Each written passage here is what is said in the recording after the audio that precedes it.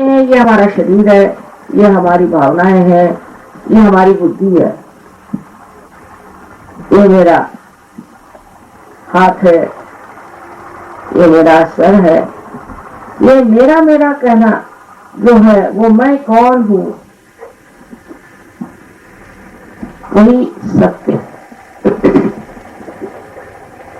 और दूसरा सत्य ऐसा है जो आज मैं यहाँ पीछे हुए सुंदर फूल और उनकी बहुत ही सुंदर शोभा देख रही हूँ, उसको देखकर एक प्रश्न जरूर उठना चाहिए कि ये फूल कैसे सहज में ही पृथ्वी से बन के आए, इनको किसने बनाया? हमारा हृदय जो अपने आप चलता है, जिसे डॉक्टर लोग कहते हैं ये ऑटोनॉमस नर्वस सिस्टम है, स्वयं चालित। तो ये स्वयं कौन है? स्वयं हमने आज तक जाना नहीं, लेकिन इस स्वयं को चलाने वाली जो शक्ति है, जो चराचर रूप में निराकार स्वरूप ब्रह्म चैतन्य कहलाती है, वो शक्ति भी आज तक हमने जानी नहीं। उस शक्ति को भी जाना और उससे अपना योग घटित होना, यही सहज योग। सह माने आपके साथ और जो माने पैदा हुआ। आपके साथ पैदा हुआ ये अधिकार, अरे मनुष्य का ये अधिकार है कि वो इस सर्व तरफ फैली हुई ब्रह्म चैतन्य शक्ति को प्राप्त करे, उससे संबंधित हो, यही योग है। यही मनुष्य के जीवन के लक्ष्य है। जब तक ये घटित नहीं होगा आपको कोई समाधान नहीं मिल सकता, चाहे आप कुछ करें। कभी कभी इंसान है वो सोचता है कि हमें अगर पैसा मिल जाए या कोई पॉलिटिकल पावर मिल जाए तो हम सुखी हो जाएंगे। कभी नहीं। सुख का निदान आपकी आत्मा है, वहीं से ये आनंद का सागर बहता है। अभी तक आपकी आत्मा एक साक्षी होकर के आपके सारे कार्यों को देखती है। अभी तक आपके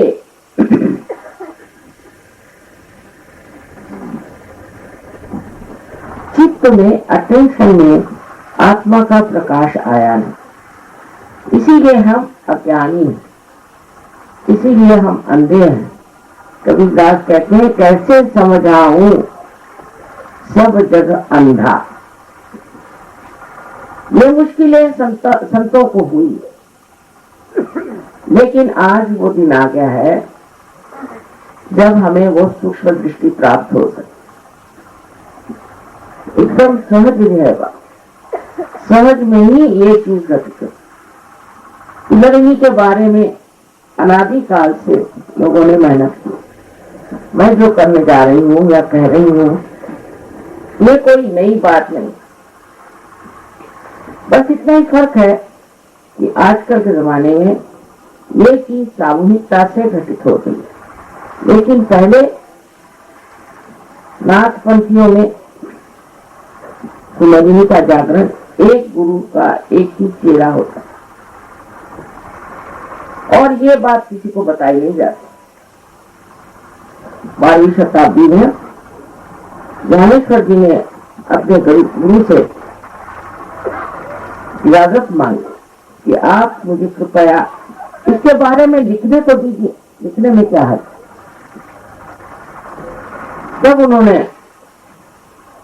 ज्ञानेश्वरी में 6वीं अध्याय में 6वां अध्याय जो उसमें लिखा, लेकिन धर्म मार्तंडों को तो मालूम नहीं था कुंडलिनी क्या चीज है या ऐसे जागरण कैसे करना, तो उन्होंने कहा ये निषिद्ध है।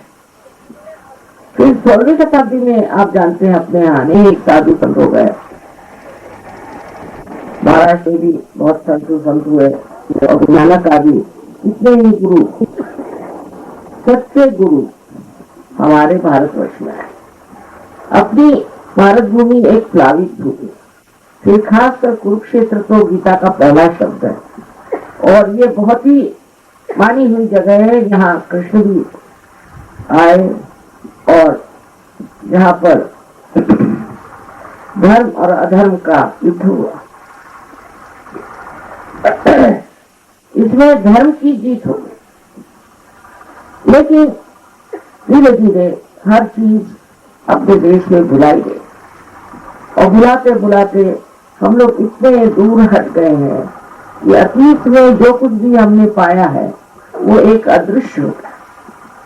ये विराजमान है यहाँ, आप जानते हैं कि यहाँ का परम चैतन्य इतना प्रबल है।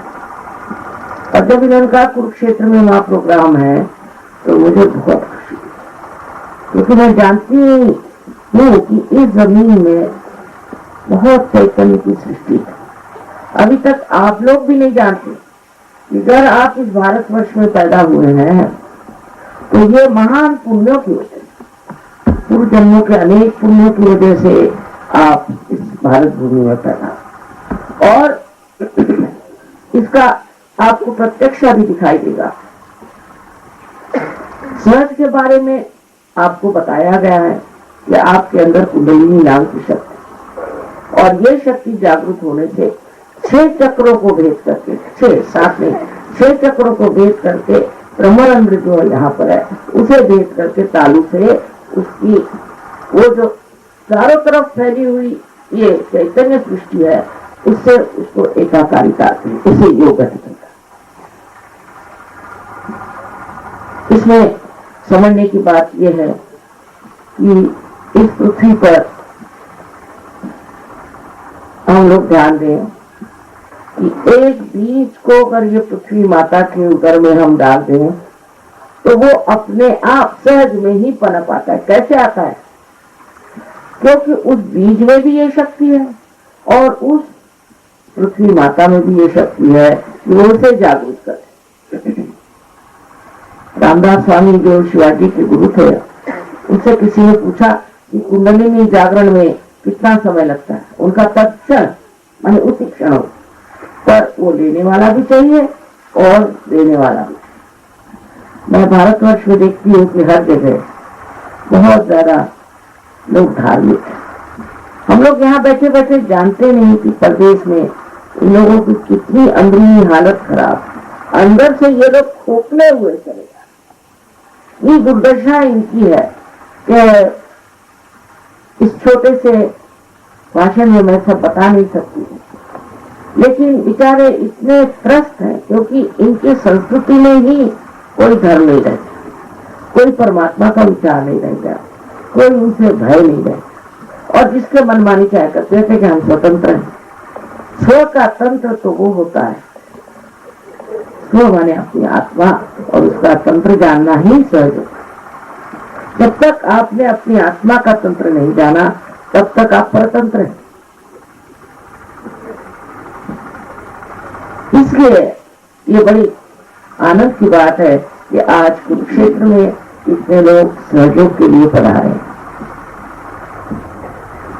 हमने सोचा था कि कभी न कभी हरियाणा में भी जाना होगा ही, और ऐसी घटना घटित हो गई।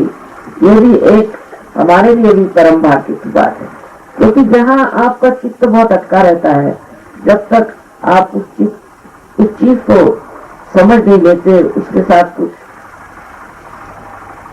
ठीक से इंतजाम नहीं कर देते, आपको लगता है कि अभी ये प्रदेश बचा हुआ है, ये प्रदेश जरूर देखना है, यहाँ जाना है। और आज यही बात बड़ी आनंद की है कि आज चीज घटित हो। इसमें कोई बुद्धि चातुर्य नहीं, कोई विचार करने की जरूरत नहीं। कुंडलिनी आपकी अपनी माँ है, हरेक की अपनी माँ है, व्यक्तिगत इंडिविजुअल, और वो सब आपके बारे में जानती है, आपके पूर्व जन्म के बारे में सब कुछ आप कैसे हैं, क्या है, वो सब आपकी तकलीफें भी जानती है, आपकी गलतियां भी जानती है, और वो आतुर है कि आपको ये आपका पुनर्जन्म दे। इसमें मेरा लेना देना कुछ नहीं। मैं तो जैसे एक जला हुआ दीप दूसरे दीप को जला देता है, उसी प्रकार आप भी कर, जब आप जागरूक हो जाएंगे तो आप भी एक दूसरे को जगा सकते हैं। और इसी तरह से ये सबको जागरूक करने का, प्रकाशित करने का कार्य आप भी कर सकते हैं। ये शक्ति आपके अंदर है। आपके अंदर अनेक शक्तियां हैं जिसके बारे में आपको मालूमात ही नहीं कि आप क्या क्या कर सकते। सबसे पहले तो कुंडलिनी के जागरण से आपकी शारीरिक स्थिति ठीक हो जाती है। ये बात सत्य है कि सहयोग से हर तरह की बीमारियां ठीक हुई, उसका कोई अंदाज ही नहीं लगा सकता और कोई कह ही नहीं सकता। दूसरी बात यह है कि मानसिक बहुत लोगों को तकलीफ होती है और मानसिक तकलीफों से लोग पागल भी हो जाते हैं, वो भी सहयोग से ठीक हुई। तीसरे, जिसे साइकोसोमैटिक कहते हैं, कि जिसमें आपकी शारीरिक तथा आपकी मानसिक दोनों विकृति एक साथ हो जाती है, ऐसी भी बीमारियां सहयोग से ठीक, इसमें कोई शंका नहीं, ये ठीक हो जाती है और होना ही चाहिए। क्योंकि आप अगर सोचे इस दुनिया में जितने भी प्रश्न हैं, जितने भी दुविधाएं हैं, जितनी भी तकलीफें हैं, वो अधिकतर मनुष्य की वजह से। इस मनुष्य के अंदर जितनी तकलीफें हैं वो ये चक्रों की वजह से। अगर ये चक्र आपके स्वच्छ हो जाए और ठीक हो जाए तो आपके प्रश्न तो ठीक होना ही हुआ है। किंतु अगर आप इसमें जागरूक होकर के आपके अंदर सामूहिक चेतना आ जाए, माने आप दूसरों के चक्रों को भी महसूस कर लें, तो आप दुनिया के लोगों को भी ठीक कर सकते हैं यहाँ बैठे बैठे। एक बार आपको पता हो जाना चाहिए कि आप में क्या दोष है, उसे आप ठीक कर लें। और आपको ये भी पता होना चाहिए कि दूसरों में क्या दोष है, वो भी आप ठीक कर सकते हैं।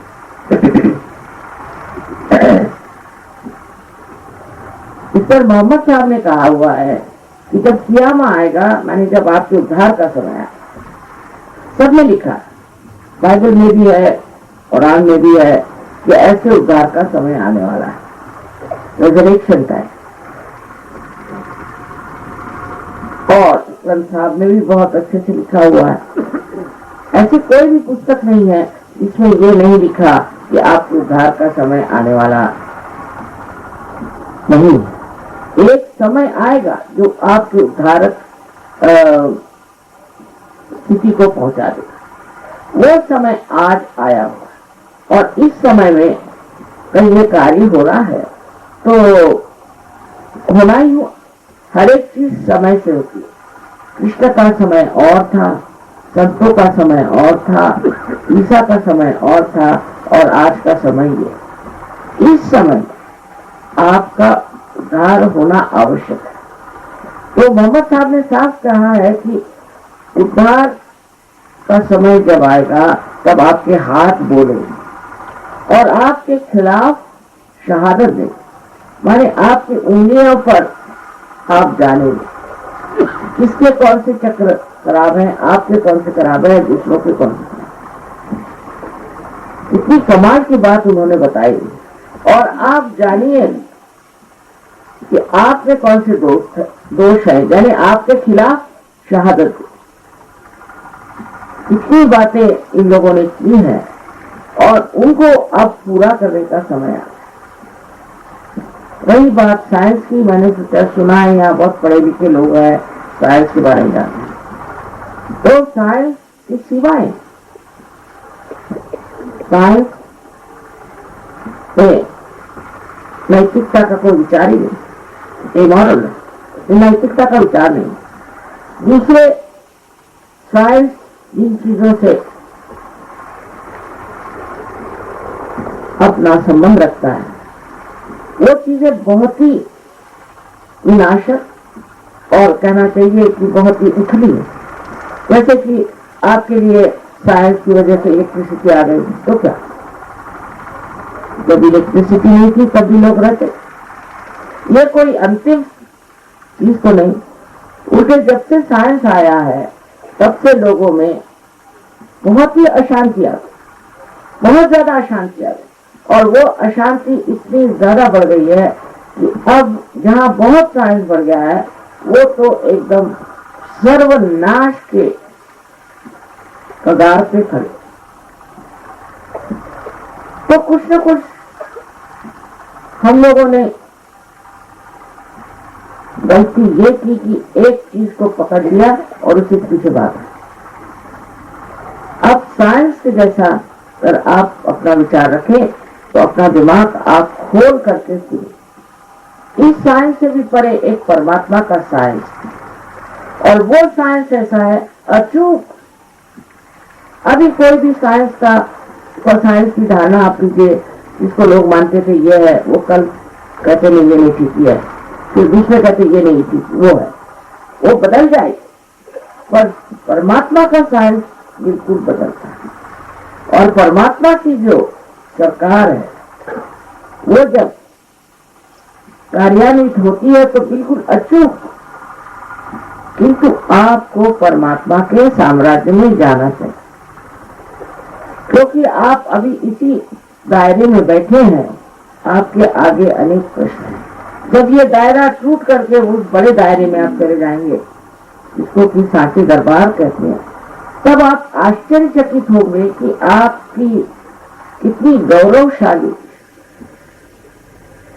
और कितनी ज्यादा महत्वपूर्ण शक्तियां, और आप स्वयं कितने ऊंचे, आपके अंदर क्या क्या शक्तियां हैं। इसका दर्शन जब आपको होगा तो आप समझ जाएंगे कि कोई आप सर्वसाधारण नहीं है, आप मानव हैं। और मानव के नाते आपको पूरा अधिकार है कि आप अपने आत्म साक्षात्कार को प्राप्त। हाँ, दुनिया में लोग जरूर कहेंगे कि तुम पापी हो, तुम फलाना हो, ठिकाना हो। ये तो कहने वाले यही सब पापी। अरे आप मनुष्य हैं, कोई भगवान तो नहीं। मनुष्य गलती कर सकता है, कोई आप भगवान होते तो फिर कहना जरूरी था। किंतु आप तो मनुष्य हैं, और मनुष्य की गलतियां करना उसका स्वभाव धर्म है। लेकिन ये जो परम चैतन्य की मैं बात कर रही हूँ, ये तो क्षमा का सागर है। आप ऐसी कौन सी गलती कर सकते हैं जो इसको पूरी तरह से नष्ट न करे? ऐसी कोई सी गलती आप कर ही नहीं सकते। जो आपके अंदर गलतियां हैं वो पूरी तरह से नष्ट कर दें। तो जो लोग ये सोचते हैं कि हम कैसे पार हो सकते हैं, हमें कैसे आत्म साक्षात्कार मिल सकता है, हम तो ऐसे आदमी हैं, हम वैसे आदमी, ये सब सोचना छोड़िए। ये बहुत ही गलत धारणा है कि मनुष्य अपने को नीचा देखे और सोचे कि मैंने ये गलती की, वो गलती की। जो भी गलती हो जाए उसको उसी वक्त देख लेना चाहिए। कब तक दूसरी चीज मनुष्य में जो है वो माफ नहीं कर सकता। आखिर आप माफ करें या न करें, आप कुछ करते हैं, आप क्या करते हैं? लेकिन जब आप माफ नहीं करते तब आप गलत हाथों में खेलते, क्योंकि जिसको आपने माफ नहीं किया उसी के बारे में सोच सोच के आप अपने ही को दुख देते हैं, तो उससे आपको सुख तो होता नहीं। इससे बेहतर है कि उसको आप माफ कर दें और परमात्मा पे छोड़। लोग बोलते हैं बहुत कठिन है। अरे भाई, कठिन क्या है? एक मिथ्या चीज को आप पकड़े, उसको छोड़िए। और ये अपने आप सहज में आपको आश्चर्य होगा कि अपने आप आपके अंदर की जो भी विनाशकारी चीजें हैं सब नष्ट हो जाए। अगर हम कहें आप ये छोड़ दो, वो छोड़ दो, तो आधे लोग उठ के चले जाएंगे। तो हम कहते कुछ मत छोड़ो, तुम्हारे अंदर प्रकाश जागृत होगा। अगर मेरे हाथ में एक सांप है और मैं जिद्दी हूँ, आप कहेंगे सांप है नहीं, मैं कहूंगी ये तो डोर है, अंधी हो या क्या अंधेरा है, मुझे दिखाई नहीं देता। और जिद करे उसको सांप को पकड़े रहूंगी, जब तक वो सांप मुझे काट न ले मैं छोड़ूंगी। लेकिन जब थोड़ा सा भी प्रकाश आ जाए तो मैं अपने आप से ही उस सांप को छोड़ूंगी। इसी प्रकार आपके अंदर जो अनेक दोष हैं वो अपने आप छूटता है। अब यहाँ बहुत से परदेशी बैठे हुए हैं, में से बहुत से लोग ड्रग्स लेते थे, बहुत ज्यादा, और वो एक रात में उनका छूट। क्योंकि कोई चीज छोड़ने के लिए भी हम समर्थ नहीं, हमारे अंदर शक्ति नहीं, लेकिन अपने ही आप सारी ही परेशानियां भी छूट जाती, वो छोड़ के भाग जाती है। जैसे कहते हैं कि परेशानियों को परेशानियां वही छोड़ के भाग जाती। ये कैसे घटित होता है? क्योंकि आप आत्मा स्वरूप सर्व समर्थ होता है और आपका संबंध उस चैतन्य से होता है जो सारे ही कार्य करता है। ये चैतन्य हर चीज जानता है, हर एक के बारे में सोचता है। देखिए, ये गुलाब का फूल है तो वो गुलाब के ही पेड़ में लगता है, उसकी जो ऊंचाई है वो उसी ऊंचाई तक होता है, और आम का पेड़ एक ऊंचाई तक बढ़ता है, आपकी भी ऊंचाई एक हद तक ही होती है। ये सब कार्य कौन करता है? जो इतना बारीक बारीक कार्य करता है वो चैतन्य आपके अंदर से जब बहने लगता है और जब वो आपका मार्गदर्शन करता है तो आप ही अपने गुरु हो जाते हैं। ये गुरुओं का स्थान भी गुरुओं ने बनाया हमारे अंदर, और अभी जागरूक नहीं। जब जागरूक हो जाए तो आप समझ जाएंगे कि इन्होंने कितने उपकार हमारे ऊपर किए। ये तो हुए सदगुरु, जिनको हम कहते हैं कि एक तरह से चैतन्यमय। नामदेव एक बार गोरा कुमार को मिलने गए थे। नामदेव एक दर्जी थे, ये कुमार साहब। कोई यूनिवर्सिटी नहीं गए थे, कोई कॉलेज नहीं गए थे, कुछ पढ़े नहीं थे, लिखे नहीं थे, और ये मिट्टी तोड़ रहे थे कुमार साहब। तो इन्होंने जब ये गए वहां पर, नामदेव उनको देखते ही साथ हठात खड़े और कहा, क्या मराठी में कहा, निर्गुणाच्या भेटी आलो सगुणाश। माने मैं तो निराकार को देखने गया था, वो तो साकार तेरे अंदर खड़ा है। और ये बताइए, इस तरह से कोई इंसान दूसरे को समझ ही नहीं सकता जब तक वो संत न हो। और फिर जब ये नामदेव पंजाब गए तो गुरु नानक साहब ने उनको समझ लिया ये कौन थी। वो दर्जी थे वैसे, उनकी नौकरानी जनाबाई उसको भी समझ, और फिर उनसे कहा कि अब तुम पंजाबी सीखो और पंजाबी में लिखो।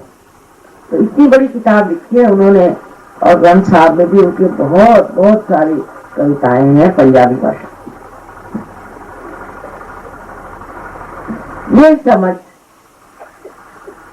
और इस तरह के अंदर से आंतरिक इच्छा कि दुनिया के लोग जाने की सत्य क्या है, इन संतों की इतनी महान शक्ति उन्होंने लगा करके ये कार्य इस भारतवर्ष में किया।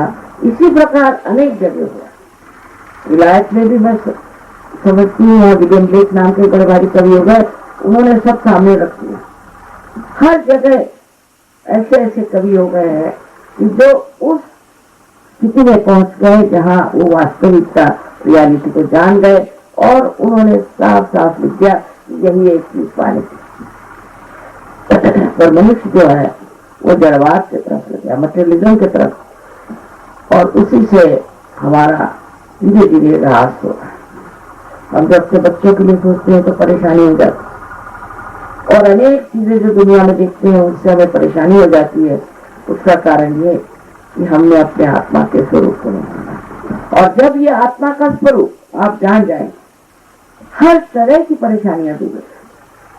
आज हम आपसे बता सकते हैं कि इंग्लैंड में इतनी बेरोजगारी है लेकिन एक भी सहयोगी वहां बेरोजगार है, और हर आदमी के लिए पूर्ण व्यवस्था हो जाती, किंतु लोग नहीं रहता। मनुष्य में समाधान स्थापित हो जाए।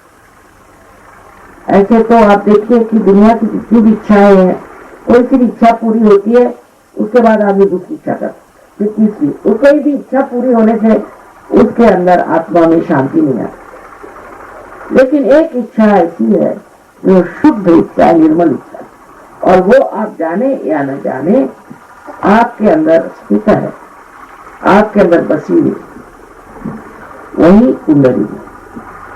ये शुद्ध इच्छा की शक्ति है। कुंडलिनी के बारे में अपने अंतर के बारे में, सारे कुछ चक्रों के बारे में, हर एक चीज आप अब जान सकते हैं। उसमें कोई भी चीज अब गुप्त नहीं रखती, कभी नहीं। कोई ऐसी बात आपको अगर कोई भी शंका हो तो आप फौरन हमसे पूछ सकते। ये सारी चीजें आपके सामने खोल के रख दी जाए, पर पहले आपकी जागृति हो जानी चाहिए। और दूसरी बात यह है कि ये कार्य आज सारे संसार में, जैसे इन्होंने कहा कि 60-62 देशों में इसे आयोजित कर रहा है, ये सारा कार्य एक सामूहिक संस्था है, वो भी जीवंत। जैसे कि ये शरीर है, इसी तरह से जीवंत संस्था है। सारे दुनिया में आपके भाई बहन बैठे हो, लेकिन ये सब जागरूक है और सब जीवंत है। अगर हमारा नाखून एक टूट जाए तो वो तो बढ़ नहीं सकता। इसी प्रकार अगर आप सामूहिकता में आ जाए और सामूहिकता में से प्राप्त करें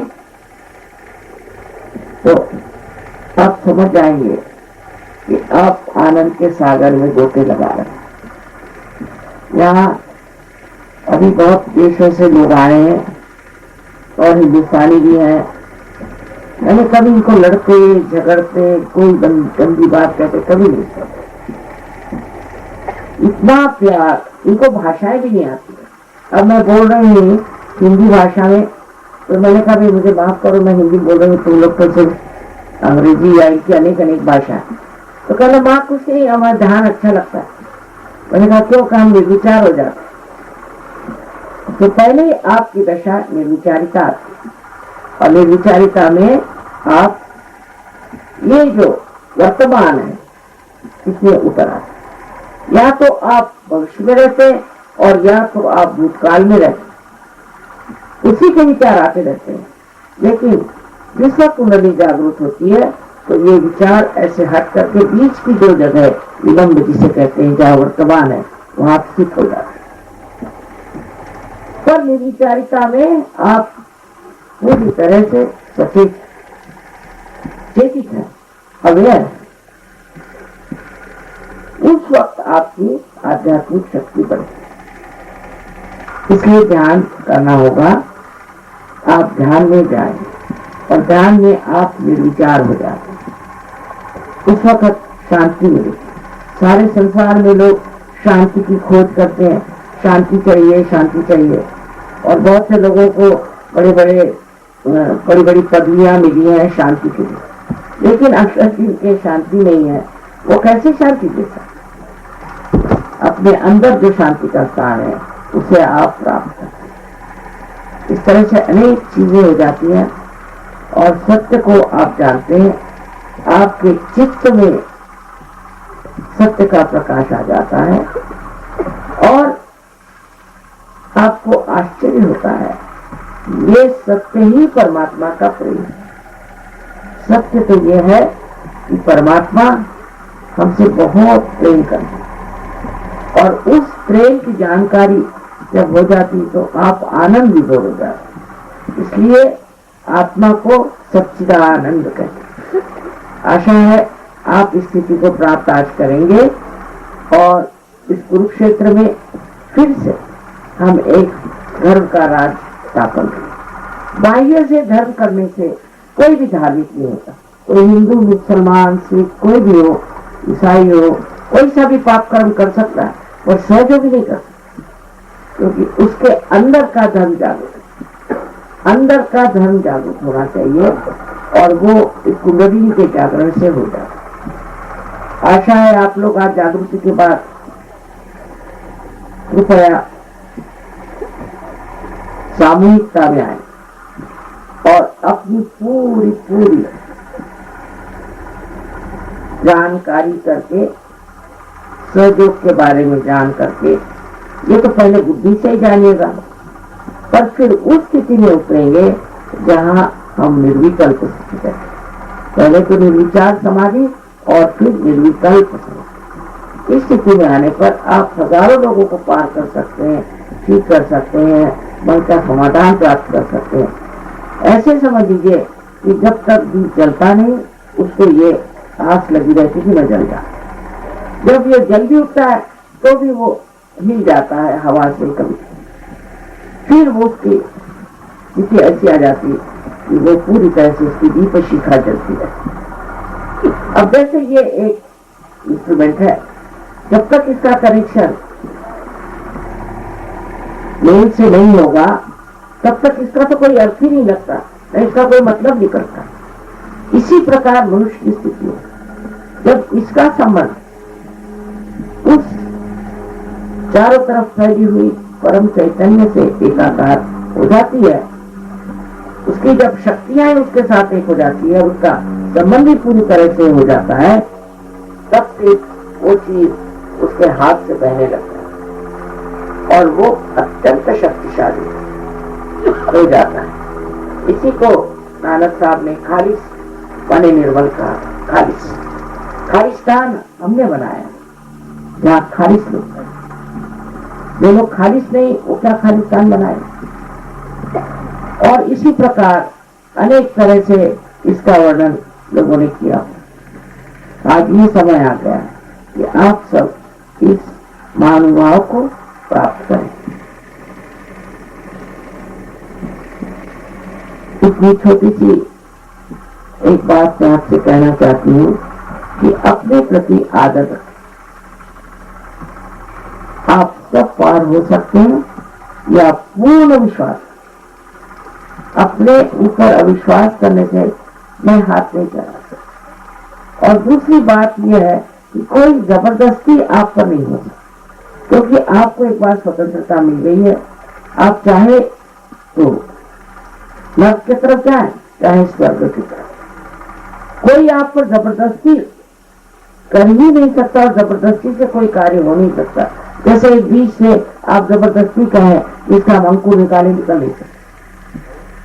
इसी प्रकार आपकी स्वतंत्रता की बहुत इज्जत है, आप भी इज्जत करें और ये जान लीजिए कि आप इस गौरवशाली व्यक्तित्व को, इस हस्ती को आप प्राप्त कर सकते। बहुत आसान, अपने अंदर ये विश्वास है।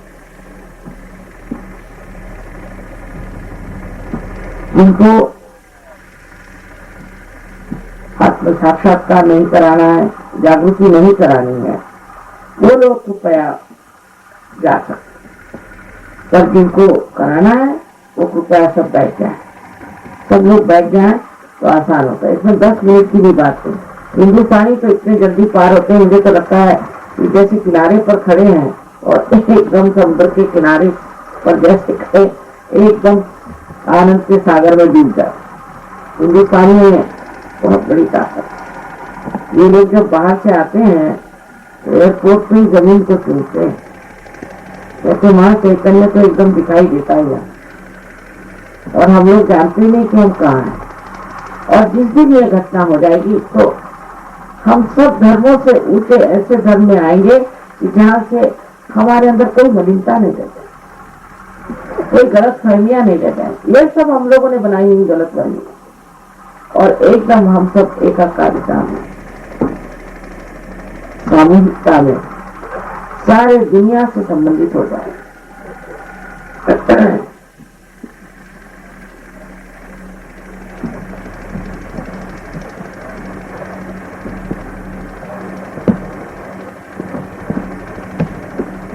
Very kind of you to have come all the way here. But I'm sorry I have to speak in the language, and so many of them don't know also Hindi language. But there's no language for love. No need to have any language for it. Only love has vibrations. That's what I hope you are all enjoying here. We have so many brothers and sisters sitting down here, anxious to have a self-realization. By your good wishes, I am sure it's all going to work out. May God bless.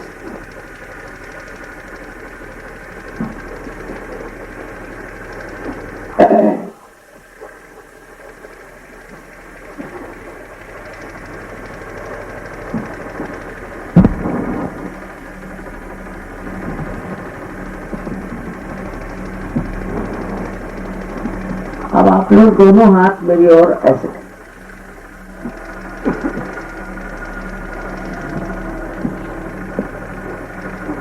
क्योंकि ये जो 5, 6 और 7 point है, ये sympathetic nervous system के अंत में है। तो ये 7 और ये 7, ये 7 लेफ्ट के और 7 राइट के मिला करके चक्र इस तरह से बनता है। तो जब आप हाथ मेरी ओर कर रहे हैं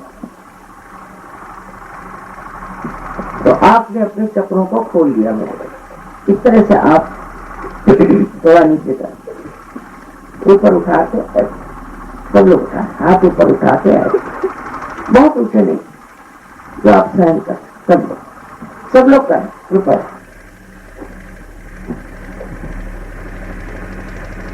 इस क्षेत्र में बैठे हैं, यहाँ सब बहुत आसान रहता है।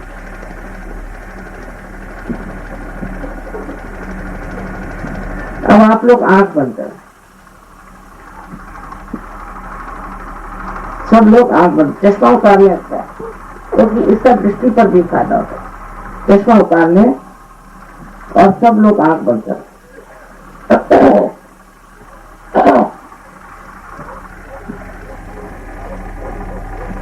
Please close your eyes.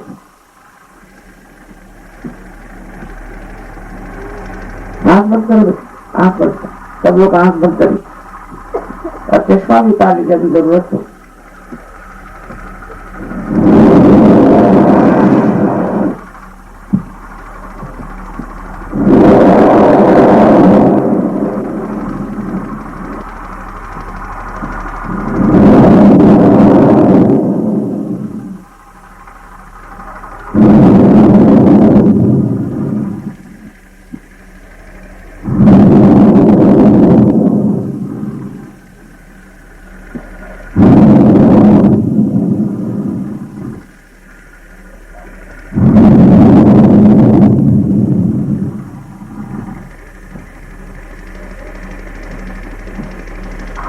अपने बारे में कोई शंका न करें, आंख कृपया खोलें।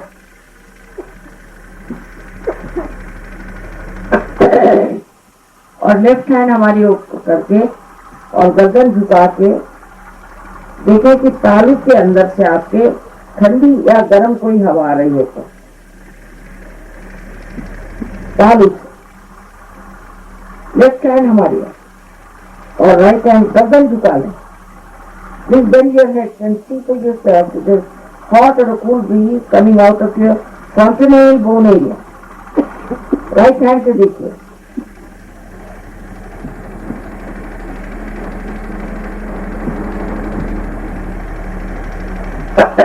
गर्दन झुका, प्लीज बेंड योर हेड।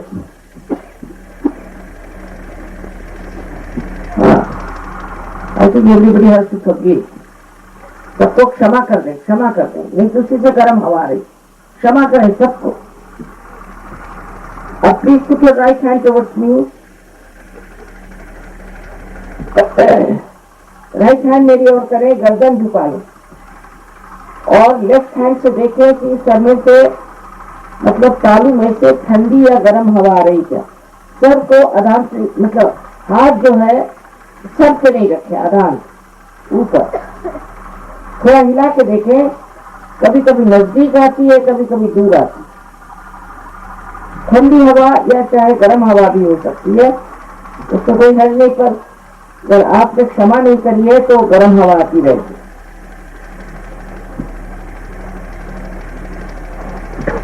क्षमा करने से आपका गुस्सा एकदम ठंडा आ जाएगा।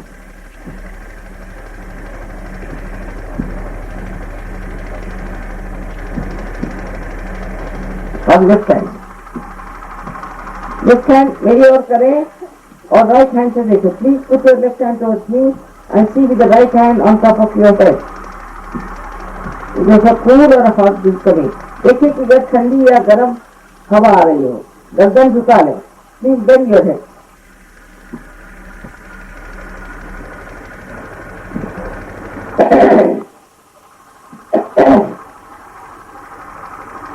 अब दोनों हाथ आकाश की ओर करें।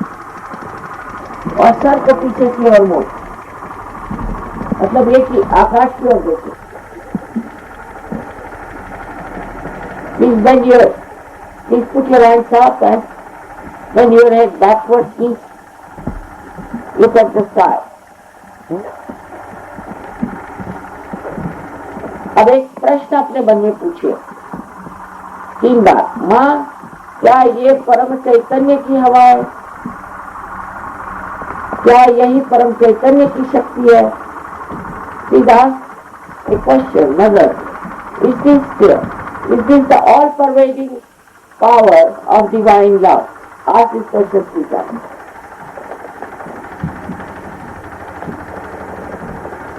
सीधा पूछ।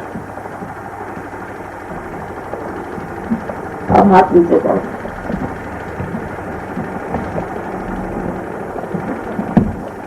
अब देखिए कहीं भी कोई हवा नहीं होता, इसके साथ देख सकते हैं कि हवा सिर्फ यहाँ इधर से आ रही है और कहीं हवा नहीं ठंडा। अब देखिए शक्का नहीं करना। दिन के हाथ में और उंगलियों में या ब्रह्मरंध्र से तालू से ठंडी हवा आई हो, वो दोनों हाथ ऊपर करें। और those who have felt the cool breeze out of their, दोनों हाथ ऊपर करें, ऊपर तक। या कोई गलत गुरुओं के पास गए हुए लोग हो सकते हैं कि जिनको पार नहीं हो, पर अधिकतर लोग पार हो।